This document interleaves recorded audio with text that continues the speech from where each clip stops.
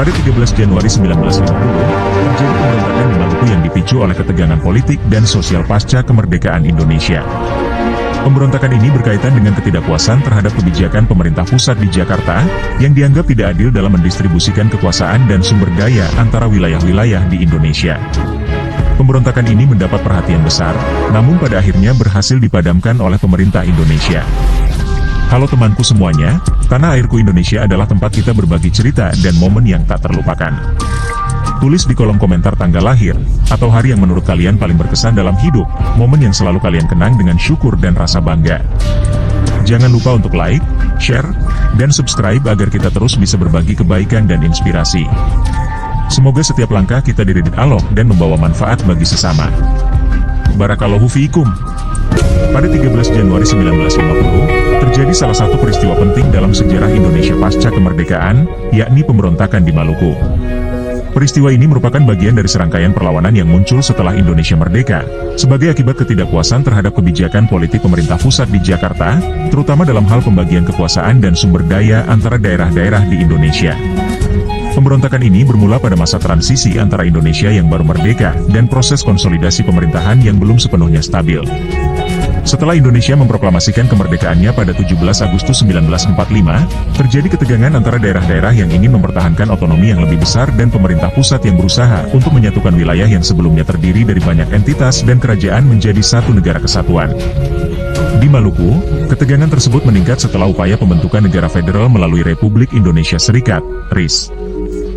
Ketika RIS dibubarkan pada tahun 1950, dan Indonesia kembali menjadi negara kesatuan dengan sistem pemerintahan sentralistik, banyak daerah seperti Maluku merasa terpinggirkan dan tidak puas dengan pembagian kekuasaan yang ada.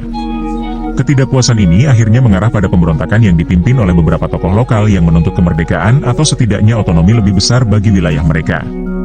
Pemberontakan di Maluku dimulai dengan serangan terhadap pos-pos militer dan instalasi pemerintahan yang dianggap mewakili pemerintah pusat. Beberapa wilayah, terutama yang berada di sekitar Ambon, menjadi titik fokus perlawanan. Para pemberontak menuntut kemerdekaan bagi Maluku atau pengakuan yang lebih besar terhadap hak-hak mereka sebagai warga negara Indonesia. Pemberontakan ini sempat mendapatkan dukungan dari sejumlah kelompok yang memiliki agenda serupa di wilayah lain di Indonesia, yang juga merasa tidak puas dengan pemerintahan pusat. Pemerintah Indonesia, yang baru saja menyelesaikan proses pembentukan negara kesatuan, segera merespons dengan mengirimkan pasukan untuk meredakan pemberontakan. Konflik bersenjata antara pasukan pemerintah dan para pemberontak berlangsung sengit, terutama di wilayah Ambon dan sekitarnya. Meskipun para pemberontak sempat menguasai beberapa wilayah, pada akhirnya pemerintah Indonesia berhasil mengendalikan situasi dan mengakhiri pemberontakan tersebut. Pemberontakan di Maluku ini menunjukkan betapa sulitnya proses konsolidasi politik di Indonesia pasca kemerdekaan, di mana banyak daerah yang merasa tidak puas dengan keputusan-keputusan yang diambil oleh pemerintah pusat di Jakarta. Namun, setelah pemberontakan berhasil dipadamkan, Indonesia tetap mempertahankan integritas dan kesatuan sebagai negara republik yang utuh, meskipun dalam prosesnya banyak konflik dan ketegangan yang muncul. Sebagai akibat dari peristiwa ini, pemerintah Indonesia kemudian memperkenalkan kebijakan desentralisasi yang memberikan otonomi lebih besar kepada daerah-daerah tertentu.